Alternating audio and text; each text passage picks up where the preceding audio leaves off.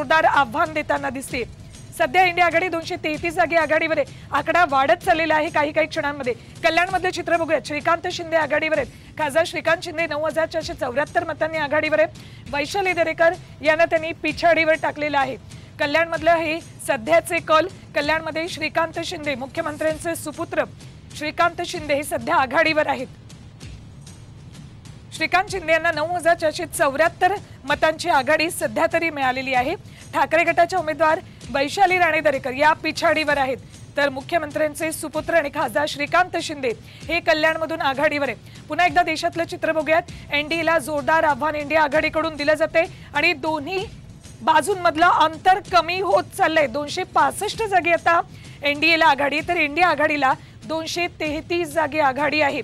आत्ताची सगळ्यात मोठी बातमी सर्वात आधी साम टीव्हीवर। इंडिया आघाडी 233 जागी आघाडीवर आहे। 9:30 वाजताचे हे कलांमध्ये इंडिया आघाडी ही 233 जागी, तर एनडीए 265 जागी आघाडीवर आहे। सांगलीतली अपडेट बघा।